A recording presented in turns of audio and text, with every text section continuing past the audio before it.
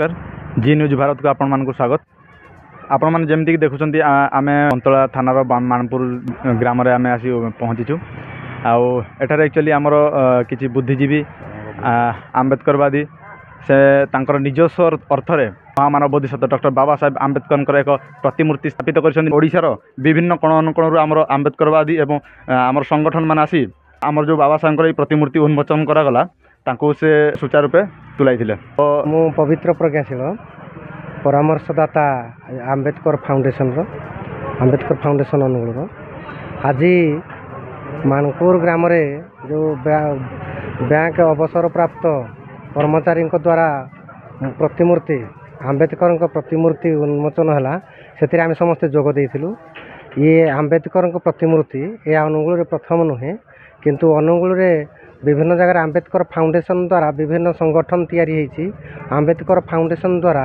बहुत जगह प्रतिमूर्ति स्थापन होईछि किंतु से सब प्रतिमूर्ति थारू ये प्रतिमूर्ति होछि भिन्न एवं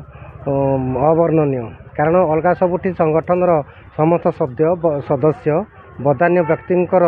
दान एवं साहाय्य सहयोग निर्माण होता बेले एठी आमर से बंधु निजर अवसरकालीन पैसारू एठी उन्नत मानर पेंडी करी से घर उपर छाणी करी या स्थापना करिसेंती। सेतिपई आमे सब उपस्थित थिलु एवं आम्बेडकर विचारधारा समाज रे किभଳି भारे प्रचार एवं प्रसार हो पारिबो से कथा उपरे मध्य आलोकपात करागला। एवं आउ अधिका कहबी जे आम्बेडकर विचारधारा समाज रे जो लोक माने अस्पृश्य अवहेलित लांछित एवं सरकार प्रशासनिक स्तर रे सबु प्रकार कार्यक्रम वंचित अछंती सेमानकु सचेतन करिवा पई आम्बेडकर फाउंडेशन जो प्रयास जारी रखिछि से प्रयास रे ये एक अंश एवं आम्बेडकर फाउंडेशन रो या एक कृतित्व बा सफलता बोली कहा जाई पारे। ये आम्बेडकर फाउंडेशन रो किछि बैठक को गला परे एवं बुद्धिजीवी सदस्य मानकर सहित आलोचना कला परे तांकर ए परिवर्तन होईछि। तेणु बुद्धंक भाषा जहाँ पुनर्जन्म को जो कथा बुद्ध कहते मु कहि अभय बाबूंकर एक पुनर्जन्म या पूर्व से जो अंधविश्वास कुसंस्कार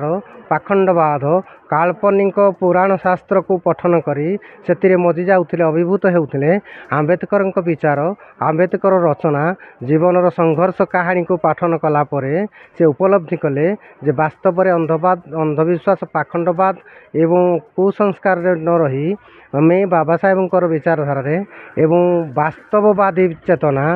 वैज्ञानिक तथ्यभित्तिक सत्य उपर आधारित जीवन शैली बंचापी से जो प्रयास नहीं से प्रयासर नमूना ये आम्बेडकर स्टाच्यू स्थापना करिवार लक्षण।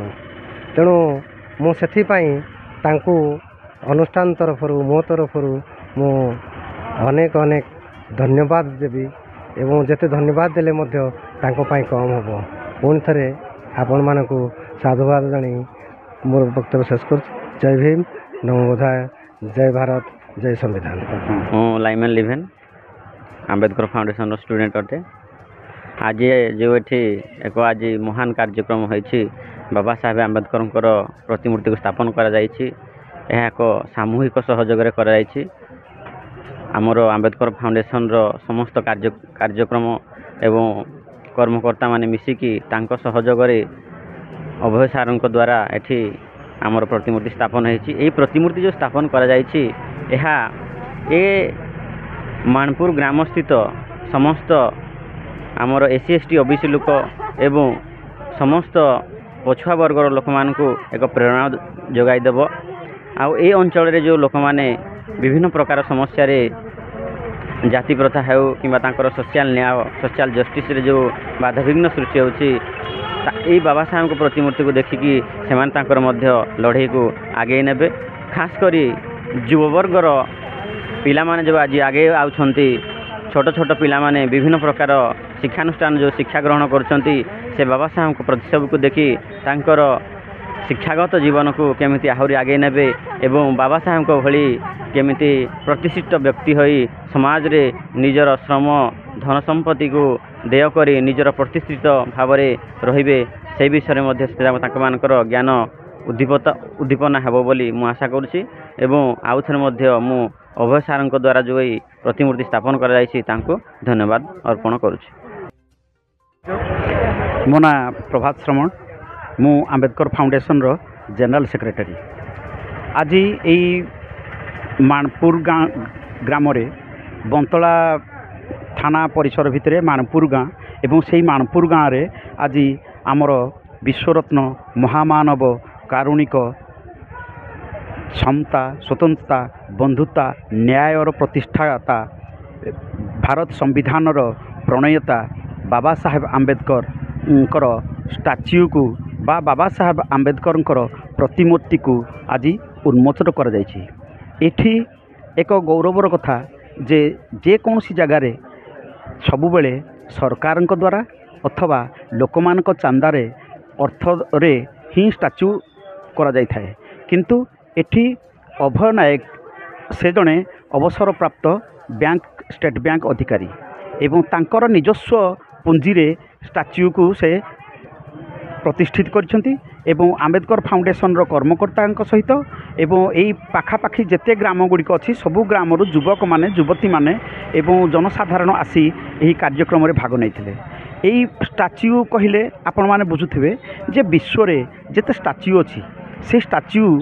समाज रे एक परिवर्तन आने, एक विप्लवर धारा बुहाए, जोटा कि बाबा साहेब आंबेडकर स्टाच्यू एते गुणात्मक मानतार एवं एते प्रभावशाली जो कि भारत वर्षर सर्वत्र बाबा साहेबंकर प्रतिमा को प्रतिष्ठित करा जाउछि। एबे आपण जानिथिबे जे पृथ्वी रे 50 टी जो उच्च स्टाच्यू अच्छी सेथि मध्यरे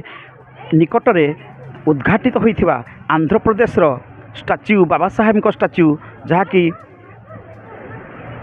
स्टाच्यू ऑफ सोशल जस्टिस, ये स्टाच्यू सामाजिक निर्यातना सामाजिक अत्याचार सामाजिक भाग नेबा पई भाग किपरि आमे न्याय पाई परिबा सेथि पई ये लड़ाई पई प्रेरणा जुगाए। अर्थात बाबा साहेब आंबेडकर स्टाच्यू प्रेरणार उत्स। यही स्टाच्यू को देखिले जे माने उत्पीड़ित लोक जे माने से माने स्टाच्यू ठारू से माने शिक्षा पाई परिबे, ए स्टाच्यू से मन भितर एक प्रेरणा सृष्टि करिवो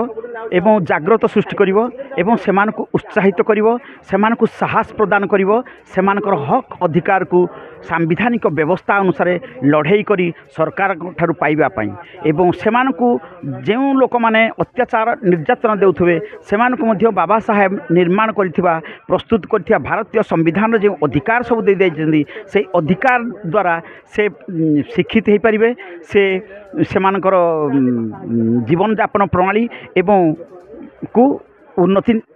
रे आनी परिबे। तेणु तांकर ए स्टाच्यू एठी आमर बहुत बड़ जागरण सृष्टि करिवो। सेही अभय नायक ता पूर्वरु तांकर कार्यकाल जीवन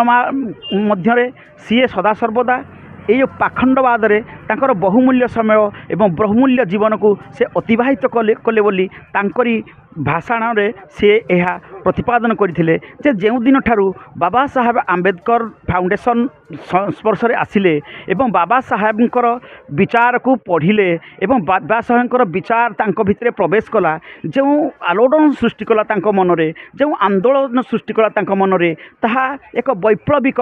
आकार रे परिवर्तन हला। से हृदबोध कले मु कौन सेवा करि परिबे समाजर सबु काम पाई तो सरकार विभिन्न प्रकार स्कीम करछंती, तेबे मु चाहे जे जो बाबा साहेब जो तिनी मंत्र देइछंती शिक्षित हुओ संघर्ष कर संगठित हुओ, यह किपरि हेबो, यह बाबा साहेबंकर स्टाच्यू को उन्मोचन करी बाबा साहेबंको पाखरे ए तीनोटी मंत्र से लिखिछंती जहा कि सबु लोकंकु बा सबु युवक मानकु सबु लोक मानक मध्यरे शिक्षा को से प्रोत्साहित करें एवं शिक्षा पाइला परे सेमाने तांकर प्रगति रे तांकर उत्थान हो पारिबो। यही कारणरू से अभय दादा को आमे आज एठी समस्ते साधुवाद एवं धन्यवाद देइछु। तेबे आजिर भलिया ए भली कार्यक्रम रे आपण माने आसी एठी उपस्थित रहिछंती, तेणु आपण मानकु मध्य ए कार्यक्रम पई मो तरफरु आंबेडकर फाउंडेशन तरफरु ए अनुष्ठान तरफरु आजिर उत्सव तरफरु मु साधुवाद एवं धन्यवाद जणाउछि।